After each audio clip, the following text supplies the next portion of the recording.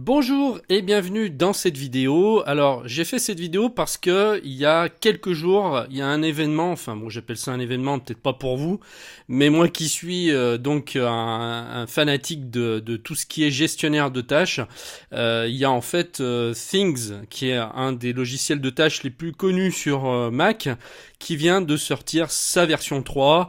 Sa version 3, on a attendu 4 ans pour l'avoir, hein, de la version 2 à la version 3, il y a eu 4 ans. Ça a été extrêmement long et il y a même des gens d'ailleurs qui l'utilisaient et qui sont passés justement chez des concurrents, qui ont pris d'autres gestionnaires de tâches parce que c'était trop long à attendre, il n'y avait plus de mise à jour. Voilà, alors moi ce que je vais aujourd'hui, je vais vous en parler, surtout de celui-ci, pour vous dire ce que j'en pense. Malgré ce délai qui a été très long, et je vais le comparer avec un autre gestionnaire de tâches très puissant, c'est aussi un des plus puissants qui existe actuellement, qui est Todoist. C'est aussi un des plus connus, donc je vais comparer les deux. Je vais vous dire d'emblée à peu près, je pense que c'est des logiciels qui se valent, simplement il y a des points forts et des points faibles sur chacun d'entre eux, et donc après c'est à vous de voir lequel des deux pourrait le mieux vous aller selon votre utilisation et aussi selon les appareils que vous utilisez, puisque en fait on a ici un logiciel qui est complètement adapté à Mac et qui ne s'utilise que sur Mac.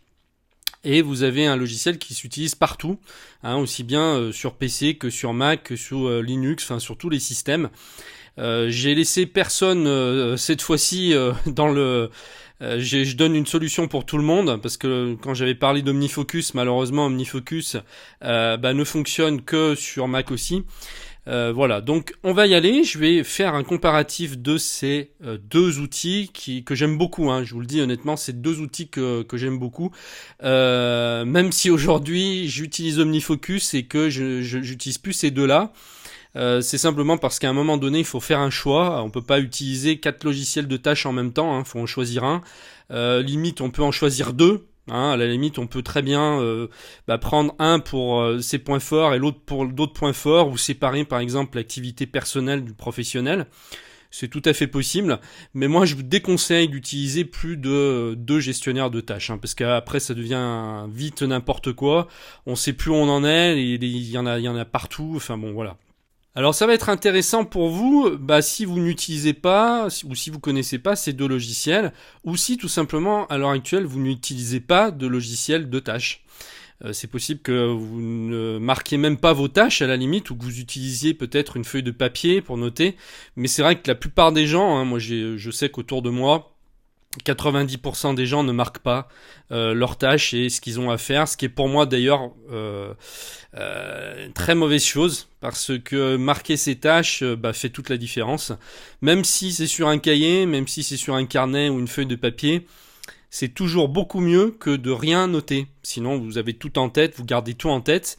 Et aujourd'hui, on vit dans une ère où on a de plus en plus de choses à faire, on reçoit de plus en plus d'informations, il y a de plus en plus de choses à gérer dans nos vies, ça s'est complexifié. Donc si vous n'avez pas un système pour gérer les tâches, excusez-moi, mais vous êtes foutu, parce que en fait, on peut pas être efficace en ayant toutes sortes de petites choses en tête qui sont là, qui traînent dans notre cerveau. Forcément, au bout d'un moment, on va finir par oublier des choses. Ça peut aller de choses toutes bêtes à des trucs plus graves, comme oublier de payer, je sais pas, ses impôts, ou alors d'avoir des échéances qui ont été dépassées, des factures qu'on règle pas. Et ça, c'est un problème, parce qu'on a plein de petites choses à faire dans notre vie. Vous voyez, rien que déjà, le fait d'avoir un compte bancaire, il y a des choses qui sont à faire avec un compte bancaire, donc c'est toutes sortes de petites tâches qui viennent s'ajouter chaque année, chaque mois, chaque semaine, donc il faut pouvoir les gérer. Et là, je vous donne deux outils qui sont extrêmement puissants, qui sont vraiment les deux meilleurs pour moi, enfin les trois meilleurs avec OmniFocus. Voilà, et j'espère qu'à la fin de cette vidéo, vous aurez fait un choix entre les deux. Voilà. Ou entre les trois, parce que je mettrai le lien aussi pour OmniFocus, je vous expliquerai à la fin de la vidéo. Mais là, je vais parler de ces deux-là, parce que sinon, en une vidéo, je peux pas comparer trois systèmes en même temps, ça fait trop. Donc là, on y va. Les points forts de Things. Allons-y. Donc les points forts, c'est qu'ils s'intègrent parfaitement à l'univers Apple. Alors ça, c'est vraiment le plus grand point fort, c'est-à-dire que ce soit sur un Mac, sur un iPhone ou un iPad ou l'iWatch, puisque depuis que l'iWatch est sorti, il y a aussi une intégration iWatch. Eh bien, peu importe ce que vous utilisez comme matériel Apple, vous allez pouvoir l'utiliser partout. Donc le grand point fort, c'est par exemple l'intégration de Siri, c'est-à-dire qu'il va utiliser en fait l'application native qui est Rappel en fait sur Mac. Il va l'utiliser en fait pour dès qu'on parle, on prend son iPhone. Alors je l'ai pas avec moi là, mais dès qu'on utilise Siri, on dit voilà rappelle-moi d'acheter du pain, ou rappelle-moi de passer à Monoprix, ou je sais pas, ou rappelle-moi telle chose. Il va tout de suite transformer ça en tâches, et il va les intégrer en fait dans Things directement. Donc la reconnaissance vocale va écrire vos tâches dans Things et va les mettre directement dans une boîte de réception. Et à la fin de la journée, vous n'aurez plus qu'à trier cette boîte de réception pour les répartir après dans différents dossiers, enfin voilà, pour vous organiser. Donc ça, c'est le premier point fort de Things. Ensuite, vous avez aussi l'intégration du calendrier qui est extrêmement bien faite. Donc toutes vos tâches, vos événements du calendrier vont pouvoir s'intégrer dans Things, vous allez les voir apparaître. Vos rendez-vous vont venir carrément dans l'application, et dans cette nouvelle application, parce que l'intégration a été mieux finie dans cette dernière version de Things 3 qui est sortie il y a à peu près une semaine. Donc c'est encore mieux qu'avant, c'est-à-dire que vraiment là on a vraiment tous les événements du calendrier qui viennent, on peut voir toutes les échéances à long terme, enfin on peut avoir plusieurs affichages, et ça c'est super. Et pour toutes sortes de choses, il s'intègre merveilleusement bien à un Mac, à l'iPhone, il est fait pour ça. Donc ceux qui aiment la précision et qui ont un Mac, ou en tout cas qui ont des appareils Apple, moi je vous orienterai plutôt sur Things. Donc il y a un parfait design, ça c'est le deuxième avantage après, c'est qu'il y a un parfait design, une parfaite ergonomie, il est très beau, il y a une grande clarté, et on a un affichage qui est très clair, il est sobre, il est puissant, il est fluide. Donc ça, ce sont ces grands points forts, et à ma connaissance, j'ai jamais trouvé d'autres logiciels de tâches qui est plus agréable. J'en ai essayé plein, même OmniFocus que j'utilise aujourd'hui est moins agréable au niveau visuel. Il est plus puissant parce qu'on peut faire énormément de choses, mais par contre, il est moins beau. Et c'est vrai qu'une application qui vous plaît, ça compte beaucoup. On pourrait dire ouais, mais non, en fait, ce qui compte, c'est les fonctions. Oui, je suis d'accord, mais il y a aussi le fait que vous trouviez votre environnement agréable, un peu comme si vous alliez travailler, je sais pas, vous travaillez dans un bureau la journée, vous travaillez mieux si vous êtes dans un environnement agréable, ça paraît logique. Bien là, c'est exactement pareil pour un logiciel, pour une application. Si vous n'aimez pas d'emblée à quoi ça ressemble, si ça vous paraît pas clair, ça vous paraît fouillis, n'y allez pas. Honnêtement, ne le prenez pas, parce que vous ne tiendrez pas dans le temps, vous allez automatiquement passer chercher un autre logiciel de tâche quelques temps après. Donc voilà. Donc ça, c'est vraiment son grand point fort. Et je vous dis, pour moi, il est au-dessus de tous par rapport à ça. On a une synchronisation qui est très fluide.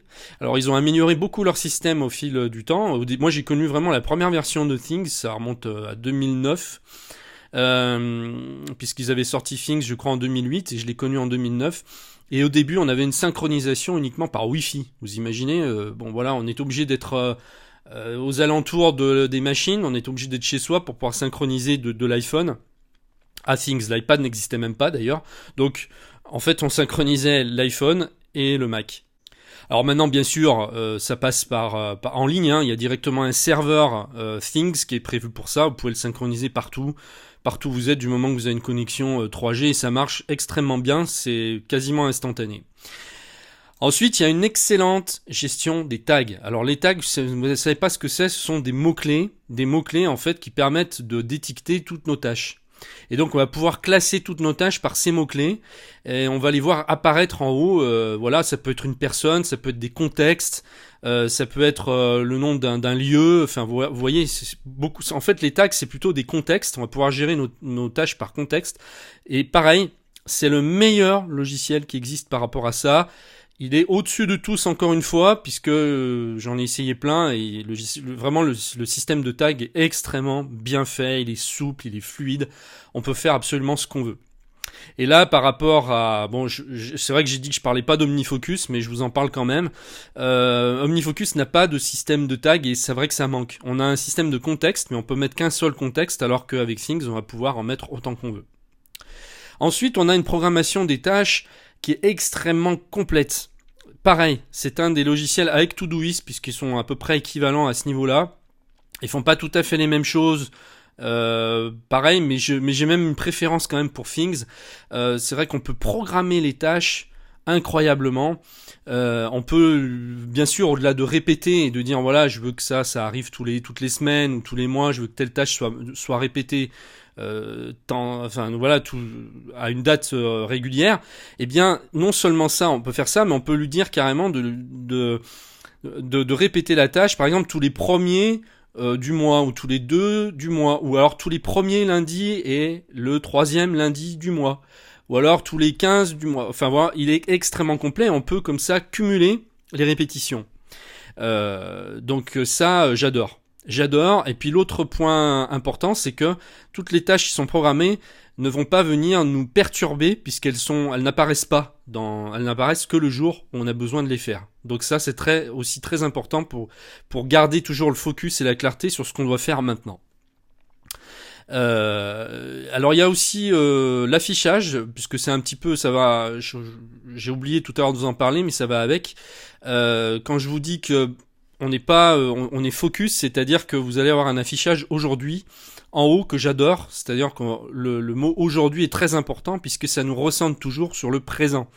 Et aujourd'hui ressort en premier, on le voit très bien et on sait tout de suite quoi faire le matin quand on a besoin de planifier. Et il y a beaucoup de logiciels de tâches, bizarrement, où aujourd'hui ne ressort pas clairement. Et pourtant ça, je trouve que c'est pas possible quoi.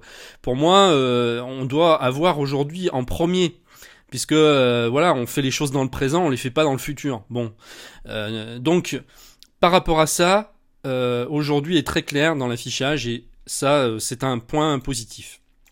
Donc ensuite, alors c'est un logiciel, bon c'est pas spécialement un point fort, je l'ai mis dans les points forts, mais il est orienté personnel, hein, c'est-à-dire que c'est vraiment un gestionnaire de tâches personnelles.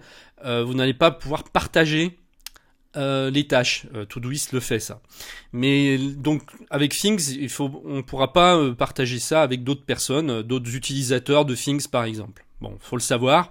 Donc il est très bien fait par contre pour gérer personnellement ces tâches. Ensuite, on a des alarmes. On peut paramétrer des alarmes à telle heure de la journée, tel jour. Et puis aussi, on a des en-têtes. Alors ça, c'est la nouvelle chose qu'ils ont intégrée. Alors il y a des nouvelles choses qui sont apparues. Là, je vous ai mis les plus grands points du logiciel. Je vous ai pas tout listé parce que la vidéo durerait 1 heure juste pour Things. Mais on peut maintenant inclure des en-têtes. Donc pareil, ça s'ajoute encore une fois à de la clarté. C'est-à-dire qu'on va mettre les tâches, on va les classer par rubrique. Et j'ai trouvé ça vraiment super. Donc ça, c'est la nouveauté de Things 3 qu'il n'y avait pas dans Things 2. Mais ça, je vous le montrerai puisqu'il y aura une seconde vidéo après celle-ci qui sera disponible, je vous le dirai, et où je filme Things, je filme mon écran et je vous ferai voir comment ça marche. Alors les points faibles de Things, qu'est-ce que c'est ? Il y en a toujours, des points faibles, il y en a toujours dans tous les logiciels.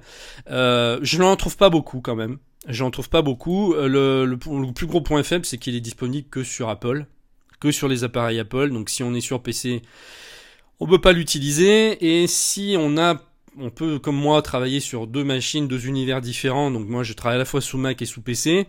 Et c'est vrai que si j'ai besoin de synchroniser, quand je suis sur mon PC et que je travaille dessus, j'aime bien pouvoir noter mes tâches très rapidement.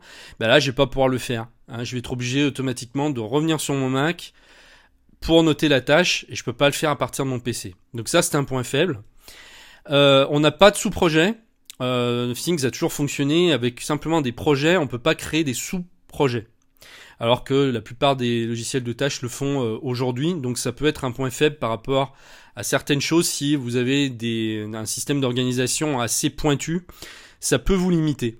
Après, je dirais, on a toujours moyen de s'organiser autrement. C'est pas tellement le logiciel qui fait la force, c'est plutôt votre structure à vous, votre façon de fonctionner et de s'adapter au logiciel qui va faire la différence. Il y a toujours d'autres solutions où il y a toujours moyen de contourner pour utiliser le logiciel autrement.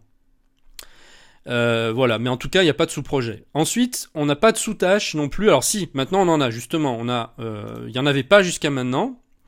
Et il y a une semaine, Things 3 nous a apporté cette nouveauté. On a possibilité de mettre des sous-tâches sur un niveau. Donc vous pouvez faire une checklist. Vous créez une tâche et dans cette tâche, vous mettez une checklist avec plein de choses à faire. Ça, c'est une grande nouveauté, mais elle leur avait été demandée. Je crois que là, c'est les gens se plaignaient régulièrement qu'on pouvait pas avoir de sous-tâches. Donc ils l'ont fait sur un niveau, ce qui est déjà très bien, parce que sur un niveau, ça suffit largement. Souvent, très souvent, ça suffit. C'est pas la peine d'avoir des arborescences qui n'en finissent pas non plus. Après, on perd en clarté également quand c'est trop alambiqué, quoi. Alors maintenant qu'on a vu les things, eh bien, on va voir Todoist. Todoist, donc, quels sont ses points forts? Eh bien, le point fort, c'est qu'il est présent sur tous les systèmes et je crois vraiment que c'est le logiciel de tâche qui est le plus... c'est vraiment celui qui se marie le plus avec le plus d'appareils qui existent. Voilà, donc ça c'est très très intéressant et c'est le grand point fort de Todoist. Quel que soit le logiciel, l'appareil sur lequel vous travaillez, vous allez vraiment pouvoir utiliser Todoist. Donc là, si je suis sur mon PC, je vais pouvoir noter la tâche. Si je suis sur Mac, je vais pouvoir noter la tâche. Sur n'importe quelle tablette, sur n'importe quel smartphone, je vais pouvoir faire tout ça sans aucun problème. Grand point fort de Todoist pour ceux qui aiment justement cette homogénéité. Voilà. Donc on a une version en ligne, je l'ai mis aussi. On a une version carrément web. Donc on n'a pas Things. Things c'est uniquement un logiciel qu'on installe. Et là, le grand point fort de Todoist aussi, c'est qu'on a une version en ligne. Donc imaginons que vous soyez en vacances, que vous empruntez l'ordinateur d'un ami ou que vous empruntez l'ordinateur d'un hôtel. Eh bien, vous allez pouvoir vous connecter à votre compte Todoist et gérer vos tâches comme ça. Vous n'avez même pas besoin d'avoir vos propres appareils pour pouvoir l'utiliser. Deuxième grand point fort. Ensuite, on a une synchronisation qui est fluide, comme Things à peu près. Je crois qu'ils sont à peu près équivalents à ce niveau-là. La synchronisation est fluide, et ce qui n'est pas le cas de tous les logiciels. Je sais qu'OmniFocus, par exemple, est plus lourd à gérer, et donc la synchronisation est moins fluide sur OmniFocus. Donc on a un système de filtre qu'il n'y a nulle part, que j'ai trouvé nulle part dans aucun des logiciels de tâches que j'ai essayé, que je connais en tout cas. Donc un système de filtre qui est très puissant. On va pouvoir comme ça faire des règles et afficher uniquement les tâches qu'on veut et les classer par règles, carrément faire des règles en filtrant ce qu'on veut. Donc je vais pas rentrer dans le détail, mais c'est un des grands outils de Todoist extrêmement puissants.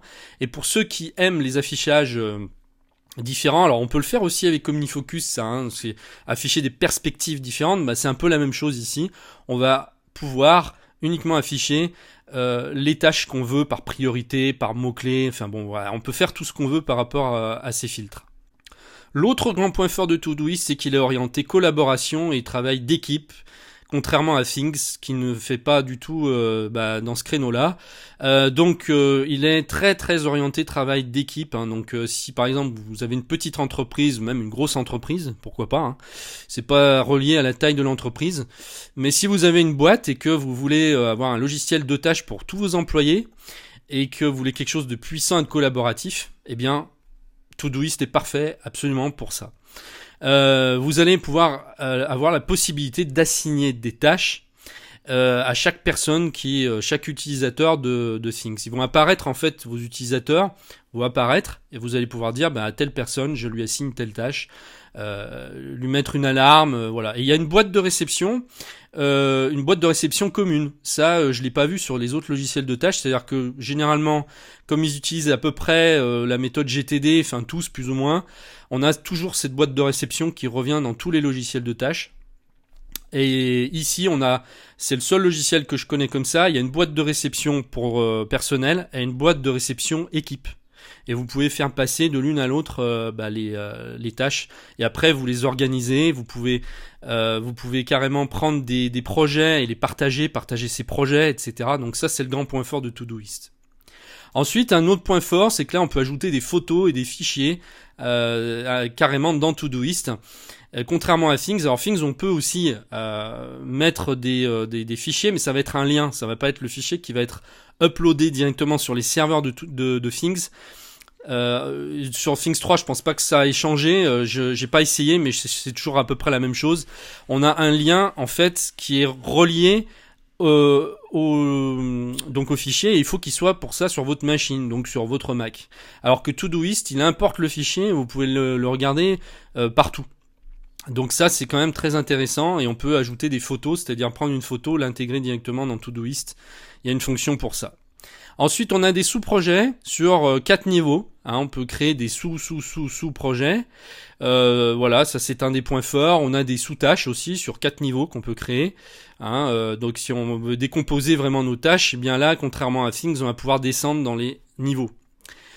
Alors les alarmes sont très très bien gérées.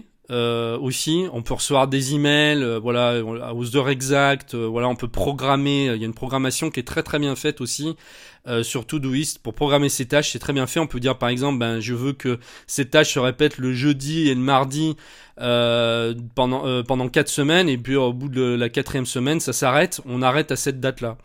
On va pouvoir faire plein de choses comme ça. Voilà, des programmations très précises. Alors les points faibles maintenant de Todoist, c'est que il y a une moins bonne, tout simplement une moins bonne intégration en général, puisque c'est multisystème, donc il faut quelque chose qui soit intégrable partout, si vous voulez. Donc on est moins en précision, il va moins être, il va moins bien s'intégrer dans l'univers PC, il va moins bien s'intégrer dans l'univers Mac, parce que forcément il faut qu'il s'adapte de partout, si vous voulez.